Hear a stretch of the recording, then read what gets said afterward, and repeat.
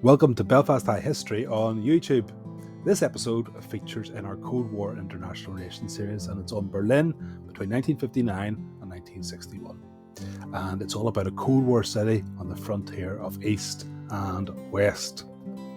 So one area of the world where East and West clearly met each other directly was in Berlin. The city was absolutely still scarred from the effects of the Second World War, but it seemed to be at the front line of a potential Third World War. After the Berlin blockade and airlift of 1948-49, tensions still remained around Berlin. West Berlin remained an absolute thorn in the side of the Soviet Union. It remained a unified and prosperous western island in a Soviet sea 100 miles deep inside the Iron Curtain. West Berlin was a glittering capitalist icon, a symbol of the West. It was fed by martial aid, had a strong currency, the Deutschmark, it had deep Western support, and it had a hard-working and, of course, really determined set of people within it, the population of West Berlin, who already overcame so much in their recent history. East Berlin, in contrast, was depressing and drab. Far from being a communist symbol of socialist success, it had actually been drained of resources. And while its standard of living was still tolerable in communist terms, it was much less prosperous in the West. And this was clear to see. The East Berliners could see all the big fancy department stores, KaDeWe in West Berlin, and they could see all the shops stocked with the best and fanciest of goods. They could see the big cars on the streets, they could see the fancy hotels in the West, and they could watch West German TV. They could see and feel the freedom of the West right in front of them, because there was no wall and there was no barrier. They could easily go between East and West at that time freely. So what happened was what you might imagine. Many of them simply voted with their feet. More than 2 million really well-educated East Germans left for the West.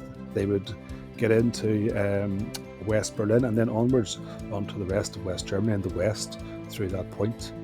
It was something that was very easy to do because it was an open and porous border at that point. This brain drain deeply endangered the actual future of not just East Berlin but also East Germany.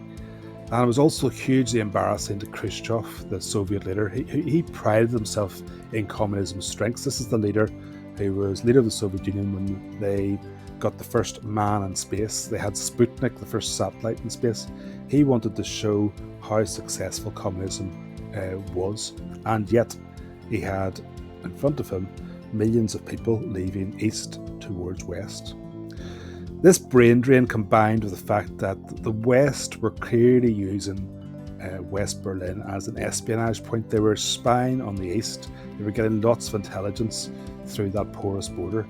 And this created a crisis which led to Khrushchev issuing his 1958 Berlin ultimatum.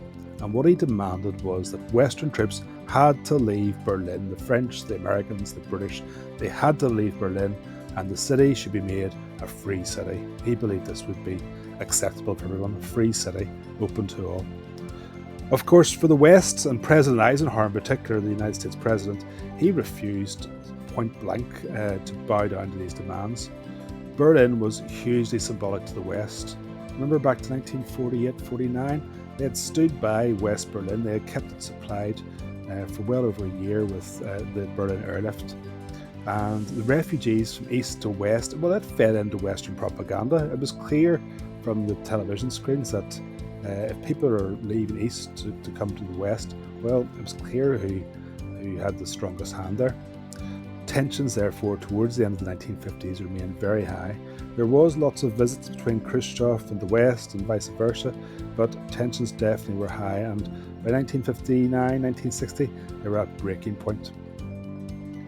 While things seemed to have thawed a little bit, there was a summit planned in Paris in 1960 between Eisenhower and Khrushchev, solely devoted to the future of Berlin. And it really was a crisis around this summit that actually created the wall. Just before Khrushchev was due to meet Eisenhower in Paris, a United States U-2 spy plane was shot down over the Soviet Union.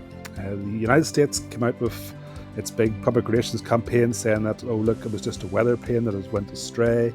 But the fact was that the pilot, the US pilot, Gary Powers, was actually captured and very humiliatingly was put on display at a show trial in the Soviet Union.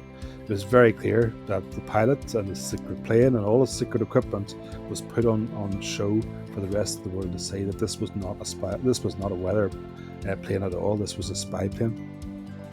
Khrushchev, in response, walked away from any talks in Paris. It seemed to be there was another chance for success maybe in Vienna the next year, 1961, because the new president, John Fitzgerald Kennedy, and Khrushchev met for the first time, but it was a meeting again that was loaded with lots and lots of problems. Khrushchev found the president young and experienced. He basically regarded him as a young American playboy who was inexperienced and was not able to get what he wanted in terms of foreign policy. And there was a real breakdown in communications between the two that would lead to problems. Kennedy came away from that meeting and was determined to show American strength. He announced a $6.4 billion investment in the United States Armed Forces, which deeply angered Khrushchev. So it seemed to be, at this very late point, the compromise over Berlin seemed impossible. So what happened? Well, faced with such a challenge, Khrushchev acts, and Ulbricht, who's the East German leader, the communist leader, he decides to act. And they decide on the 13th of August 1961 to build a wall. Thousands of workmen, 2 o'clock in the morning, set out to build, first of all, a fence, a barbed wire fence that sealed off West Berlin. And this would be reinforced over time with machine guns, mines, barbed wires, big spikes in the sand, checkpoints, a death zone, highly, highly dangerous part of the world. And orders were given straight away to shoot on sight anybody who tried to escape. Over the next 30 years, 200 would actually try to make that fateful journey and would end up killed. There was hundreds of others that would try it as well. Some of them would succeed, but yeah, the death toll of 200 was very, very high. What was the reaction to the building of the wall then? Well, there was a crisis. There was an agreement about access between East and West over Berlin, a long-standing agreement, and some Western diplomats tried to test the waters, getting through checkpoints like Checkpoint Charlie. This created a big standoff, an 18-hour standoff between Soviet and American tanks, which came very, very close to a nuclear confrontation. And if you look at any of the film of that, you can see just how tense the situation actually was at the time. Secretly, however, things were actually more celebrated in the West than what people think.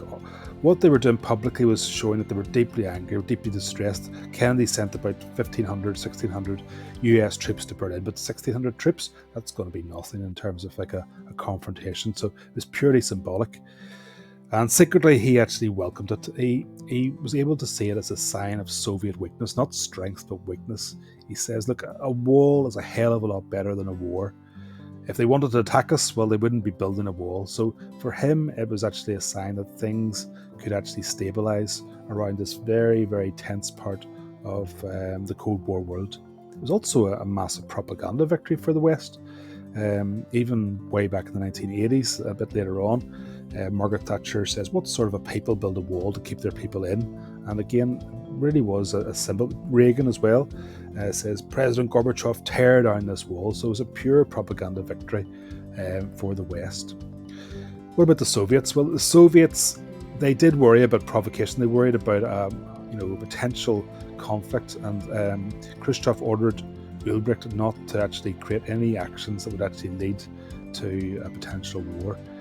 They called it the anti-fascist protection barrier, and it was an embarrassment. There's no doubt about that. It was an embarrassment to the East, but it did actually work for them. East Germany stopped the brain drain of people, stopped the brain drain of skill flowing from east to west. The country itself stabilized, became reasonably stable, and it was harder for Western influence to actually be on show in the East.